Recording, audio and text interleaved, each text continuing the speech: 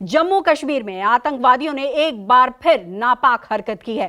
आतंकवादियों ने बारामूला के गैंटमुला शिरी में एक रिटायर्ड एसएसपी मोहम्मद शफी की गोली मारकर हत्या कर दी। मोहम्मद शफी जब मस्जिद में अजान दे रहे थे तो इस वक्त आतंकियों ने यह कायराना हरकत की और उन्हें गोली मार दी। इस दौरान शफी घायल हो गए, बाद में उनकी मौत भी हो गई।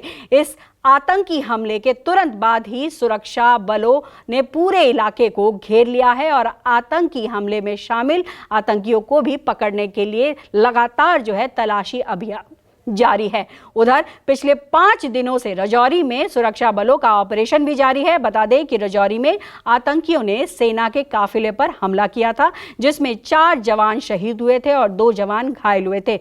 इसके अलावा अखनूर सेक्टर में सुरक्षा बलों ने सेना के आतंकियों की घुसपैठ को नाकाम भी कर दिया था।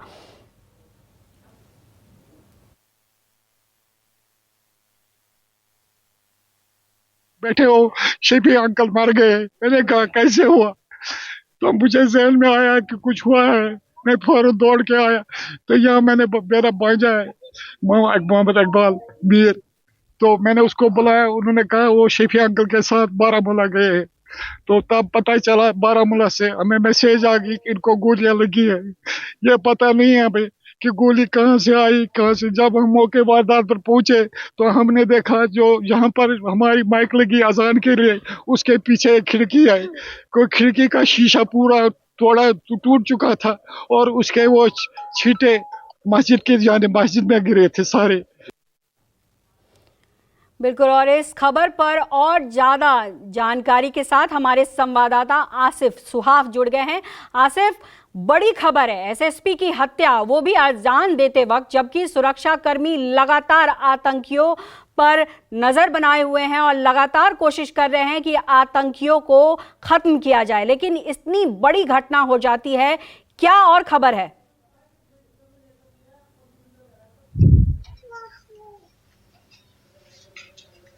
जी बिल्कुल, काफ़ी निंदनीय और काफ़ी ब्रूटल किलिंग है ये। जिस प्रकार से मस्जिद के अंदर सुबह जब ये रिटायर्ड एसएसपी अजान दे रहा था तब इसे निशाना बनाया गया और जो जानकारी अभी तक सामने आई है उसके अनुसार 12 बोर गन का इस्तेमाल किया गया है इस पर हमला करने के लिए। और अजान जब लोगों ने देखा कि अजान जो हो रही थी वो अचानक से एक गोली की आवाज़ हुई और अजान बंद हो गई, तो तुरंत जो आसपास के लोग थे उन्होंने मस्जिद में जाकर देखा कि जो रिटायर्ड एसएसपी मोहम्मद शफी मीर है ये खून में लथपथ है। हालांकि हॉस्पिटल पहुंचाने की कोशिश भी की गई लेकिन तब तक इनकी मौत हो गई थी। अब जो है फिलहाल इनका अंतिम संस्कार कर लिया गया है। लास्ट राइट्स में जो है पूरे इस इलाके और आसपास के इलाके के लोग शामिल हुए। काफी लोग भावुक भी दिखे क्योंकि सभी लोगों का कहना है कि काफी अच्छे इंसान थे मोहम्मद शफी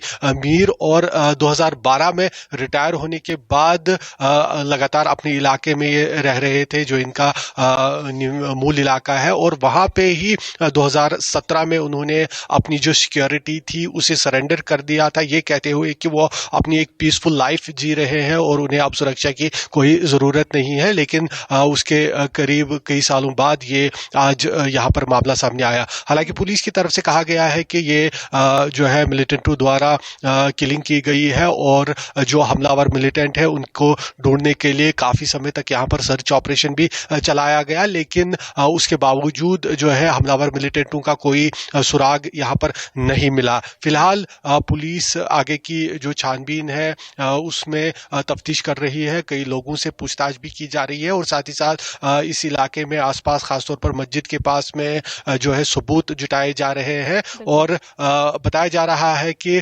खिड़की के बाहर से, मस्जिद के बाहर जो मिलिटेंट थे उन्होंने हमला किया है। हालांकि एक बात ये भी अब देखी जा रही है कि क्योंकि 12 बोर का इस्तेमाल किया गया है हमले के लिए, तो ये भी देखा जा रहा है कि कौन लोग वाकई इसमें शामिल है और उनकी जल्द से जल्द पहचान हो सके, इसके लिए कोशिशें जारी है। लेकिन लोगों के साथ साथ सभी जो नेता और राजनीतिक पार्टियों से जुड़े लोग हैं वो सभी इसकी कड़ी निंदा करते नजर आ रहे हैं। जी। बिल्कुल। आसिफ, यहाँ ये भी समझना बहुत ज़रूरी है क्योंकि आतंकवादियों का हमेशा से मकसद रहा है कि डर फैलाना, और जिस तरीके से ये हत्या हुई है, क्या ये डर फैलाने की ही कोशिश है या फिर कोई ऐसी आशंका कि उनकी कोई निजी दुश्मनी हो?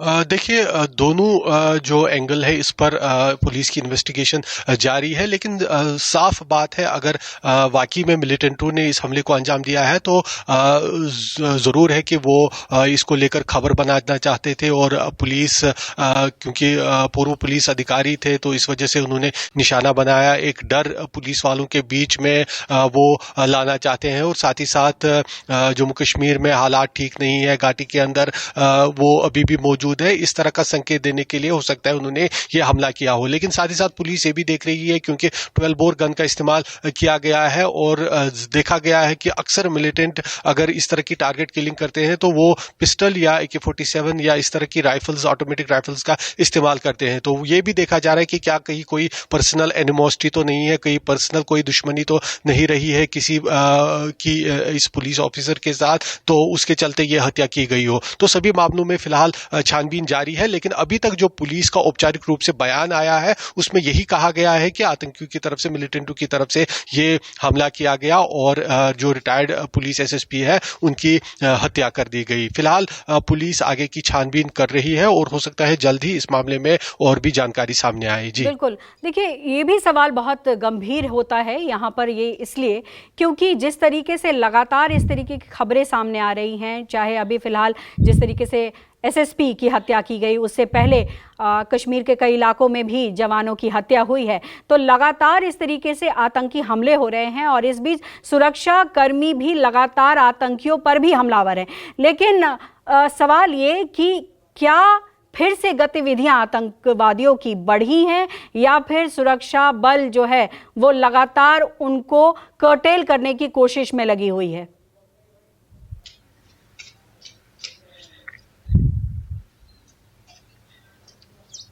देखिए, अगर जम्मू और कश्मीर को अलग अलग देखा जाए तो कश्मीर घाटी में जम्मू के मुकाबले में काफ़ी अमन देखा जा रहा है, क्योंकि जो पिछले वर्ष हिंसा हुई थी, चाहे एनकाउंटर्स के माध्यम से हो या मिलिटेंटों द्वारा हमले किए गए हो, उसमें करीब करीब 52% कमी इस वर्ष देखी गई। ये सरकार की तरफ से आंकड़े दिए गए कि हिंसा में काफ़ी ज़्यादा कमी हुई है, और उसके अलावा जो है मिलिटेंटों की साथ ही साथ ये भी कोशिश रहती है कि वो टारगेट किलिंग्स को अंजाम दे, फोर्सेस पर कहीं ना कहीं हमले करे, ताकि उनकी जो प्रेजेंस है वो दिखती रहे, ऐसा न समझा जाए कि मिलिटेंसी बहुत पूरी बहुत तरह से शुक्रिया खत्म। आपका, आप नजर बनाए रखें। बढ़ते हैं